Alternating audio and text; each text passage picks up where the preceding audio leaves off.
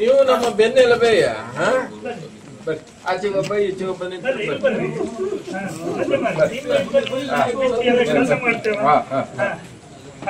ಈಗ ಸರಿ ಆಯ್ತು.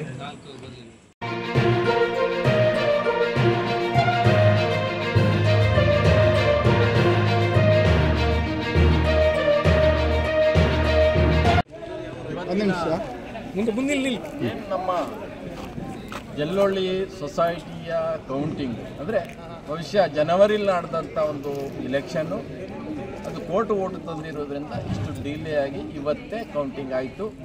ಕೌಂಟಿಂಗ್ನಲ್ಲಿ ಅಂದರೆ ಇಲ್ಲಿ ಏನು ಹೇಳ್ತದೆ ಕೇಳಿದ್ರೆ ಟೀಮ್ ವೈಸ್ ಹೇಳಬೇಕಾಗ್ತದೆ, ಪಕ್ಷ ಪಂಗಡ ಇಲ್ಲ. ನಮ್ಮ ಟೀಮಿನಲ್ಲಿ ನಾವು ಎಲ್ಲ ಒಂದು ಸೀಟುಗಳನ್ನು ಹಾಕಿದ್ದೀವಿ. ಇವತ್ತೇ ನಾವು 8 ಸೀಟು ವಿನ್ ಆಗಿದ್ದೇವೆ.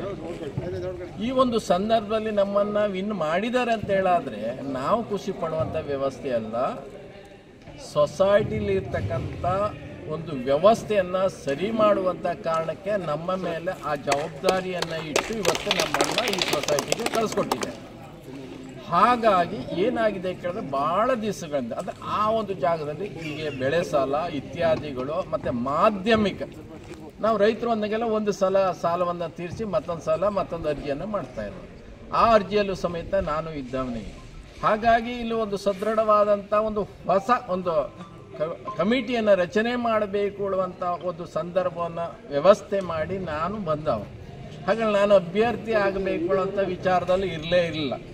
ಹಾಗಾಗಿ ನಮ್ಮ ಒಂದು ಟೀಮ್ನವರೆಲ್ಲ ನೀವು ಬರಲೇಬೇಕು, ನೀವು ನಿಲ್ಲೇಬೇಕು ಅನ್ನೋಂಥ ಕಾರಣಕ್ಕೆ ಆ ಒಂದು ಟೀಮ್ನಲ್ಲಿ ಜವಾಬ್ದಾರಿಯಿಂದ ನಾವೆಲ್ಲ ನಿಂತಿದ್ವಿ. ಹಾಗಾಗಿ ಇವತ್ತು ನಾವು ಏನು ಅಭ್ಯರ್ಥಿಗಳು ವಿನ್ ಆಗಿದ್ದೀವಿ, ನಾವು ಇಲ್ಲೇ ಇದ್ದೀವಿ. ಹಾಗಾಗಿ ಇವತ್ತು ನಮ್ಮ ಜಲ್ಲೊಳ್ಳಿ ಸೊಸೈಟಿಯ ಏರಿಯಾದಲ್ಲಿ ಬರ್ತಕ್ಕಂಥ ಎಲ್ಲ ನಮ್ಮ ಮತದಾರ ಬಾಂಧವರಿಗೂ ಅಂದರೆ ಸೊಸೈಟಿಯ ಸದಸ್ಯರಿಗೂ ಈ ಒಂದು ಸಂದರ್ಭದಲ್ಲಿ ನಿಮ್ಮ ಒಂದು ಕೆಲಸಗಳನ್ನು ಅಂದರೆ ಸೊಸೈಟಿ ಅಂದರೆ ನಿಮ್ಮೆಲ್ಲರ ಮನೆ ಇದ್ದಾಗೆ, ಆ ಮನೆ ಸ್ವಲ್ಪ ಏನೋ ವ್ಯತ್ಯಾಸ ಆಗಿತ್ತು ಅಂತೇಳಿ ನಮ್ಮನ್ನು ನೀವು ತಂದಿದ್ರಿ.